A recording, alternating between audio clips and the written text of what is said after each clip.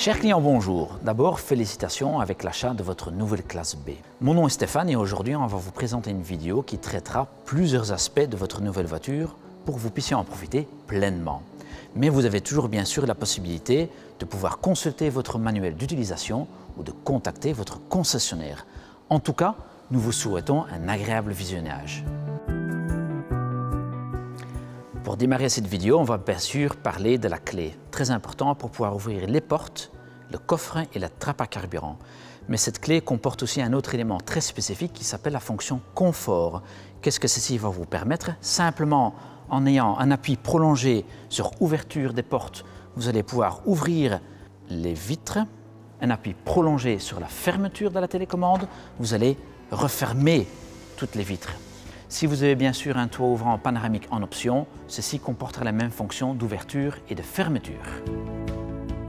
Pour ouvrir le coffre, vous avez deux possibilités, soit par la poignée qui se trouve ici en dessous, soit par la télécommande. Il suffit de rester appuyé sur le bouton et le coffre s'ouvre automatiquement. Qu'est-ce qu'on va trouver en dessous? En premier lieu, sous le plancher, vous allez trouver un emplacement pour des affaires personnelles. Par exemple, ici aussi un kit anti-crevaison, la trousse de premier secours et le triangle signalisation. Et en dernier lieu, vous avez les attaches spécifiques pour les sièges enfants qui s'appellent les top tether. Pour la fermeture de coffre, très simple, le sens inverse, vous appuyez sur le bouton et ça se referme automatiquement.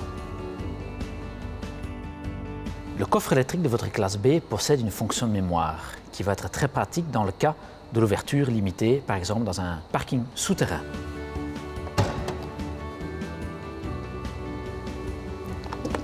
Voici la hauteur maximale que je veux obtenir. Comment mémoriser? Je reste appuyé sur le bouton quelques secondes, une sonnerie retentit et cette position est mémorisée pour la prochaine fois. Dès la prochaine ouverture, le coffre s'arrêtera exactement au même endroit. Pour annuler cette fonction, un deuxième appui prolongé, deux sonneries retentissent et à la prochaine ouverture, le coffre s'ouvre d'une façon tout à fait normale. On va vous parler maintenant de la trappe à carburant.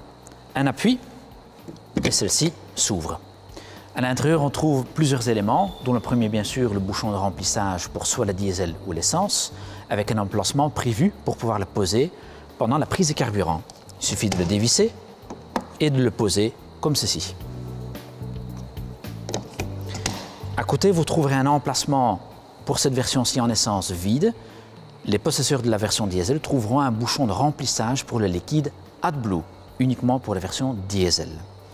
Et en dernier lieu, sur la trappe à carburant, vous trouverez les pressions des pneus indiquées spécifiquement pour le véhicule que vous possédez. La banquette arrière de votre classe B est rabattable en trois parties, 40, 20, 40. Appuyez sur la manette tout en haut de la banquette, vous la rabattez de la même façon, la partie centrale de même, puis vous la remettez en place. Tout en bas de la banquette, vous trouverez d'ailleurs aussi des fixations isofix complémentaires au top tether que vous trouverez dans le coffre. Sur la partie latérale de la porte, vous trouverez aussi le bouton pour le sécurité enfant pour les portes arrière, puis la commande vitraillère électrique et un bac de porte tout en bas de la portière. La position de conduite est bien sûr très importante. C'est pour ça qu'on possède plusieurs réglages possibles. En premier lieu, le siège, réglage du dossier, réglage en hauteur du siège, réglage d'inclinaison de l'assise, réglage de longueur et puis, pour certains produits bien sûr, les réglages en longueur d'assise séparés. Deuxième élément très important est le volant réglable. On défait une petite manette en dessous. On peut régler le volant aussi bien en profondeur qu'en hauteur. Ne pas oublier bien sûr de remettre ceci en place avant de conduire. Dernier élément, la commande des rétroviseurs électriques. Il suffit d'appuyer bouton gauche ou droite et régler la glace en fonction de votre position de conduite. La partie à gauche du tableau de bord comporte d'autres éléments comme par exemple la commande frein à main électrique, la commande principale des phares automatiques, un bouton qui va vous servir pour actionner l'antibrouillard arrière et un bouton de réglage pour l'éclairage de l'instrumentation de bord. La première manette qui se trouve à gauche du volant va vous commander le plein phare ou l'appel de phare, les essuie-glaces et les lave-phares. La manette qui se trouve à droite commande par contre cette fois-ci la boîte automatique. Ne pas oublier bien sûr d'appuyer sur votre frein. Un appui complet vers le bas va vous mettre la voiture en position drive, c'est-à-dire la marche avant. Un petit appui vers le haut va vous mettre la boîte de vitesse en position neutre. Un troisième appui vers le haut va vous mettre la voiture en R, c'est-à-dire la marche arrière. Pour remettre la voiture en position parking, il vous suffit d'appuyer sur le petit bouton au bout de cette manette. La fonction Hold est une fonction très spécifique liée chez Mercedes aux boîtes automatiques. Quand vous arrêtez par exemple un feu rouge, sans devoir mettre la boîte de vitesse de nouveau sur une position parking par exemple, à l'arrêt, restez appuyé sur votre frein, la fonction Hold s'active au tableau de bord, vous pouvez relâcher votre frein et la voiture reste sur place. Pour pouvoir redémarrer, appuyer sur le frein ou éventuellement sur l'accélérateur pour pouvoir de nouveau redémarrer. Sur le volant, on trouve aussi deux parties, partie gauche, partie droite, avec certaines commandes complémentaires. À gauche, on trouve en premier lieu le régulateur de vitesse et le limiteur de vitesse. Le régulateur de vitesse s'enclenche avec une impulsion sur le bouton du milieu, vers le haut, vers le bas. Une fois en roulant, de nouveau une impulsion vers le haut, vers le bas permet de changer votre vitesse. Puis pour l'enlever, le bouton Cancel à gauche, vers le bas, permet de tout annuler. Et un Touch Control qui va vous permettre de changer les informations dans l'instrumentation de bord. Sur le parti droit du volant, vous trouverez les boutons par exemple pour le téléphone, le volume de la radio et un deuxième Touch Control qui va vous régler l'écran média central. En complément du Touch Control sur le volant, il y a bien sûr aussi trois autres possibilités pour commander la télématique. Vous avez un touchpad au niveau de la console centrale. Vous avez le touchscreen, glissez les doigts sur l'écran pour changer les possibilités.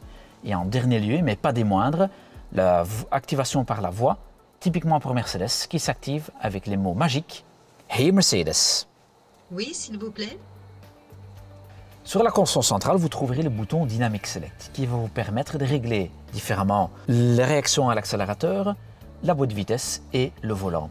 Il suffit d'appuyer sur le bouton et vous allez avoir apparaître différentes fonctions comme sport, confort, éco ou individuel pour vraiment paramétrer selon vos goûts. Dans la partie centrale du tableau de bord, vous trouverez aussi le panneau de commande pour l'air conditionné. Réglage classique, allumer et éteindre l'air conditionné, réglage de température, mais surtout une fonction très particulière de chez nous, la fonction de recyclage de l'air avec une position mémoire pour les vitres. En fait, quand on règle, par exemple, on passe dans un endroit où la qualité de l'air n'est pas tout à fait optimale, un tunnel par exemple, il suffit de rester appuyé sur le bouton de recyclage, la vitre se referme, et quand j'éteins de nouveau ce recyclage d'air en sortant du tunnel par exemple, un appui prolongé permettra d'ouvrir la vitre et la remettre dans sa position initiale. Sur la console du toit, vous trouverez le bouton SOS. En cas de situation d'urgence, appuyez sur ce fameux bouton et les secours vous seront envoyés. En cas d'accident, par contre, le système s'active automatiquement. Comme vous le savez déjà, la sécurité est un maître mot chez Mercedes.